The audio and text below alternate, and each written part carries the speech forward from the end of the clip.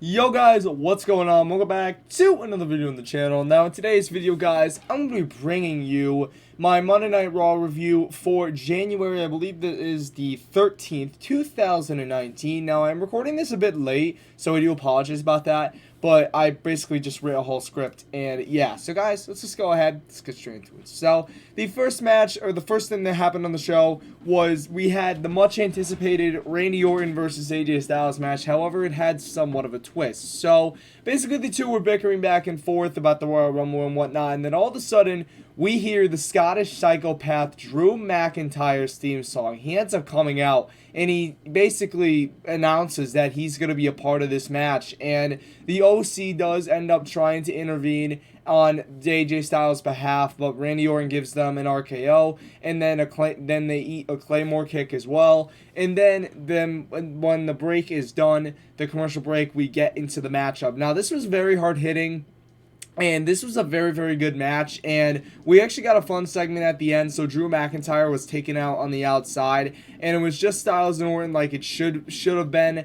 And essentially, AJ Styles ended up hitting the Randy Orton's famous rope DDT, the hanging DDT. He ended up hitting it, and then he tried to go for the RKO twice, but it was blocked by Orton twice. And then Orton proceeded to hit the Styles Clash on AJ Styles, his own move. And then basically after he hit it, then he was setting up after he hit it, then Drew McIntyre hit Randy Orton with the Claymore, taking him out of the matchup, and then he covered AJ Styles for the 1-2-3 and the win. Now, in my opinion, Drew McIntyre's addition into this match was a little bit unnecessary, but it added a little bit to the match. I actually kind of like that a little bit. I mean, yeah, it was unnecessary, but still it kind of added a new kind of, not a dimension, but it added a really good part to the match, and also I like the fact that they stole each other's finishers, Orton and Styles, 2 weeks in a row. And I really like that match. Now, granted, I would have loved to see just Orton and Styles, but McIntyre added a bit to this match, and I liked it. And overall, it was a decent segment. McIntyre's involvement was unnecessary, but that was pretty much it. Moving on here, we have Ricochet versus Mojo Rawley, and Ricochet made light work of Rawley. There was some back and forth moments, but really, Ricochet was able to pick up the win quite easily after he hit the 630 on Mojo Rawley for the 1-2-3. And overall, Ricochet, man, I feel so bad because WWE Creative, man, they kind of ruined this guy. In NXT, this guy was a special commodity. And it seems like that guys that are really good in NXT, once they go up to the main roster, they don't really pan out. Like, you got, for example, Finn Balor coming up to the main roster. Like, yeah, he became Universal Champion, but his injury really derailed him. Also, Bayley was not what she was down in NXT. So I don't know about Sasha. I mean, that's questionable. But like Tyler Breeze as well came up, did nothing on the main roster. It's a damn shame because those guys had so much talent. And Ricochet was the same thing. But WWE just kind of used the superhero gimmick way too much with this guy, and they kind of ruined him, in my opinion. He's not really a special commodity. They should have done what they did with Nakamura the first month or two he was in the WWE, where he would only show up at certain shows, which I thought was really cool because it kind of preserved him. Yet they just do it wrong with Ricochet. They should make it as he is a special commodity and he only shows up a few times a week. I think that would be really beneficial for Ricochet because it would make it actually a special time when he showed up. And, this match was just basically Ricochet wiping the floor of Mojo Rawley. Nothing too big here. Next match here, Charlotte beats Sarah Logan pretty handedly. The two got into a brawl at the beginning of the match, but Charlotte locked in the figure eight, and a few minutes later, Sarah Logan tapped out, and Charlotte got the easy win. Nothing too big here. Moving on, Brock Lesnar ended up delivering a message to the WWE Universe. So it was Lesnar and Heyman. They ended up coming out, and they were met with a chorus of boos and also the "You Suck" chants. And they basically got out of the ring and made their way up the ramp. But Heyman, made his way back, and he said, "My client does not suck." And Lesnar held the title high above his head when he re-entered the ring. And Heyman just went on the same spiel he's been on the past 2 weeks, where he's talked about how Lesnar's going to dominate and win the Royal Rumble and whatnot. And then all of a sudden, after Heyman says that it's not a prediction, it's a spoiler for the second week in a row, we all of a sudden hear R-Truth's music. That's right, R-Truth here.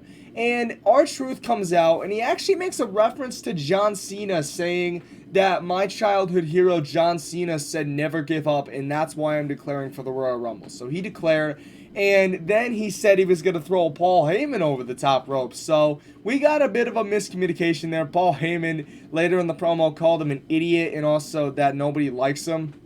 And basically, R-Truth, after learning that Brock Lesnar was in the Royal Rumble, because Paul Heyman told him that he was not going to be in the Rumble and instead Lesnar was going to be in it, R-Truth undeclared for the Rumble.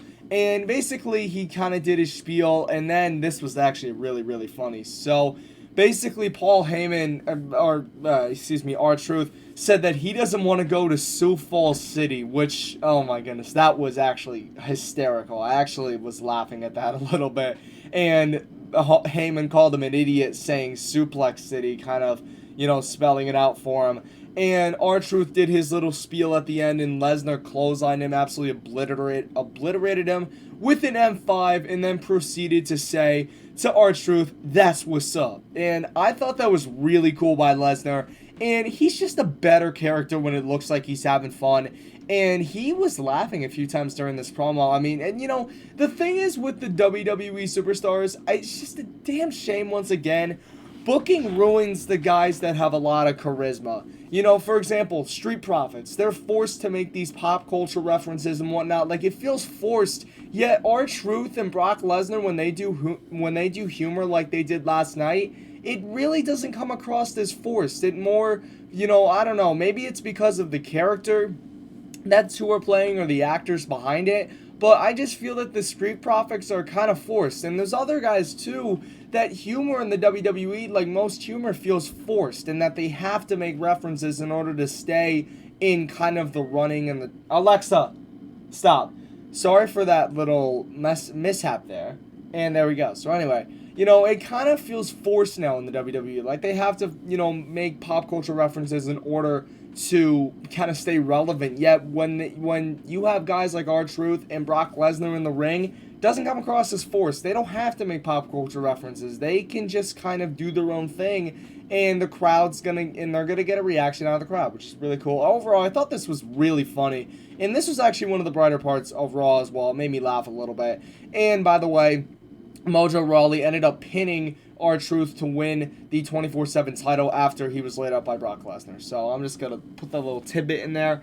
Moving on here, we do have Rusev and Bobby Lashley going at it here, and the feud does continue. So essentially, in this match, Rusev brought the match to Bobby Lashley, but then Lashley ended up getting the upper hand a little bit, and he actually hit a really big spear on the outside. I mean, it was a massive spear right on the outside. It looked really nasty.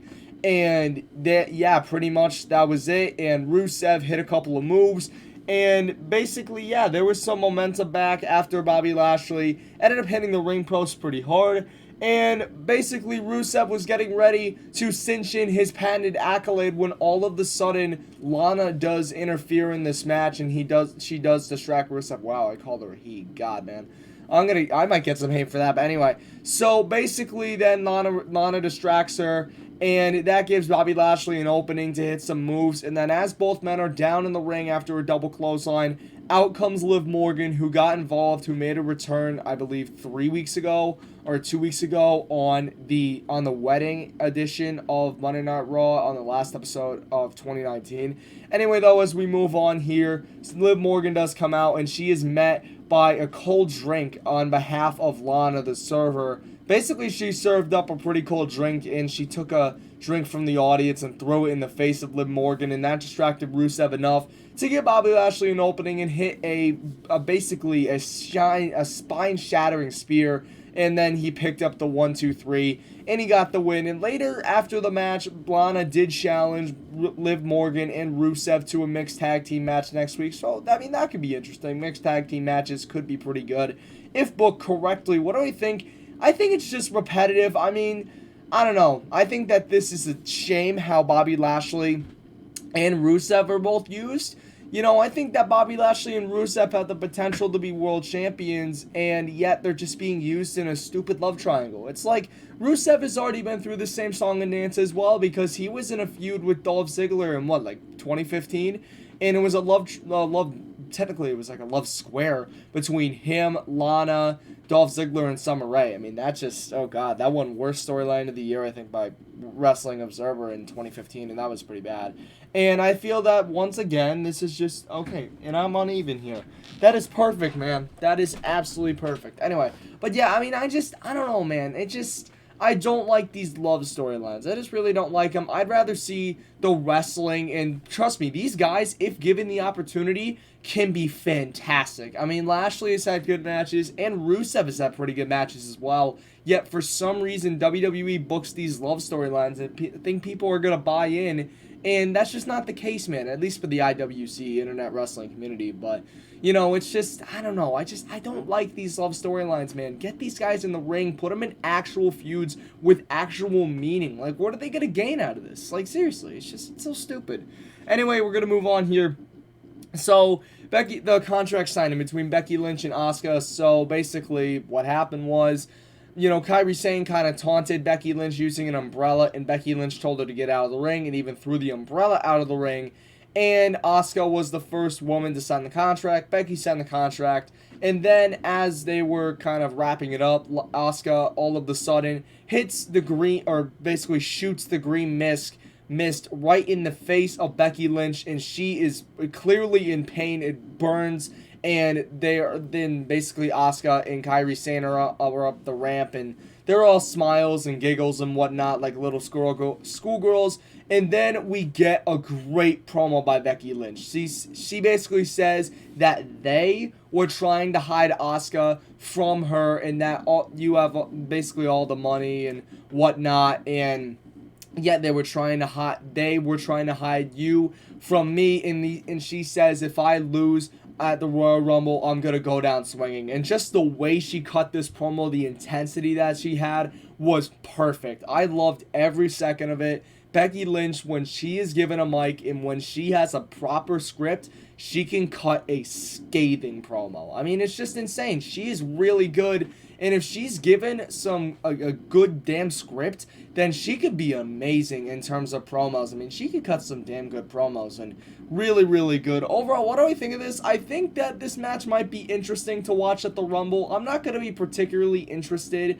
like, fully 100%, but I think this match will be decent. I mean, I think it'll be decent. Moving on here, we do have Alistair Black taking on Buddy Murphy for the third time, and this match once again just excited the crowd. It was very back and forth. Buddy Murphy, basically what happened was Alistair Black came out and he was looking to get revenge after Murphy attacked him last week, and Alistair Black basically took the fight to Buddy Murphy and basically kind of put him up the ramp and kind of led the match early, but then Buddy Murphy slammed Alistair Black into the guardrail, and that's when the momentum kind of shifted in terms of Buddy Murphy. And you know, this was actually a very, very good match. And towards the end of the match, he ended up hitting the Murphy's Law, and he almost got the 1, 2, 3, if not for Alistair Black being alert enough to put his leg on the rope. And basically, Alistair Black became dead weight, and it was very impossible for Buddy Murphy to hit his finisher again. So he was starting to taunt Alistair Black, and then he actually got him set up for the Black Mass, but Alistair Black ducked it, and then he ended up hitting Buddy Murphy, and he got a close 2 count, and then he hit the Black Mass to get the win, knocking out Buddy Murphy to get the 1, 2, 3. And this match was actually really, really good. Buddy Murphy was really distraught, by the way, at the end of this match to lose in that fashion, especially. And this was a really good match. I really liked it. And Alistair Black and Buddy Murphy, once again, if they're just given a proper storyline, they can be flat out amazing. They're just really good wrestlers, man. Moving on here, we got Rowan. So Eric Rowan once again had a match against the Jobber. Nothing too big. And Rowan ended up beating Jobber handily, only though the little creature sort of did a heel turn on Rowan. This is how it went down. So Rowan essentially was telling the Jobber, oh, I wanted you to look inside my cage. Now, granted, he didn't mean to tell him that, but he wanted him to look inside the cage, and then he ended up opening the cage door to see the little fella, and he winced in pain, and the camera pans to him to reveal this, like, it's either blood or like this red liquid in his hand, and it looks like the creature bit Rowan, but that only gave Rowan just more adrenaline as he destroyed the jobber, got the 1, 2, 3, and he looked pretty much unfazed. And you know, this storyline with the creature is actually a little bit interesting, man. I do want to see what's inside that cage. You know, it could be very, very interesting. Nothing really too big though. Moving on to the final match, we had the AOP and Seth Rollins taking on Samoa Joe, Big Show, and Kevin Owens in Raw's first ever fist fight. I swear, anytime they put first ever in the title of a match, I don't know, it just kind of knocks it down a tier for me. Anyway, though, moving on here, this match was actually very good, very back and forth here, and they brawled all around the arena. And this was a very interesting match here. Now, Akam and Razor basically were taken out by Kevin Owens for the time being. And Big Show had Seth Rollins in position in the ring as Akam and Razor were dealing with Samoa Joe and Kevin Owens by the Raw announce table. And Seth Rollins ended up making a desperate plea to Buddy Murphy, who was still distraught after his defeat not an hour, but, you know, minutes before, basically made an urgent plea to help them. And it was met basically with no response by Buddy Murphy. So Seth Rollins gets thrown in the ring, and as Big Show is getting ready to basically end Seth Rollins, all of a sudden Buddy Murphy comes up from behind him and delivers a straight blow right to the jimmies. And then Buddy Murphy assists Seth Rollins in putting Big Show through a table. And Big Show actually gets a little bit of a comeback here, and he ends up trying to fight, and he actually throws Buddy Murphy out of the ring, and he was trying to fight Seth Rollins, and he was going to go for a splash off the second rope, but Akam and Razor, who had just put Kevin Owens and Samoa Joe both through a table, and they basically came back, and they basically hoisted up Big Show in an extreme show of power, and power bombed him, and then just to finish it off, just crisp, Seth Rollins, or the Monday Night Messiah, hit the curb stomp, and then the match was waved off. And then the winners of this match were the AOP and also the Monday Night Messiah, Seth Rollins. And after the match, basically Buddy Murphy and Seth Rollins embraced, and this was damn good, man. I loved this because Buddy Murphy finally got some direction. And I love him with Seth Rollins in the AOP. I love it. Seth Rollins and the AOP are already great. I love Seth Rollins' heel. The Monday Night Messiah fits him perfectly. And just to add Buddy Murphy into that mix, it makes me interested to what's going to happen next week. Now, I'm hoping that curb stomp and getting put through a table puts Big Show out, and he will not be in the main event next week. But no, in WWE, they're going to try and bring him back as much as they can and milk the cow as much as they can, like they do with all their legends, which is sad, but it happens. And yeah, overall this show, I mean, it was decent. There were some bright spots. You know, you did have Becky Lynch's promo. You had the beginning match. The triple threat was pretty good. The fist fight was pretty good with Buddy Murphy joining forces, it looks like, with Seth and the AOP. Overall, this show was decent. But guys, hope you enjoyed this video. If you did, smash a like. Smash 5 likes. This could be unedited, by the way. Thank you guys so much for watching. But most importantly, stay classy.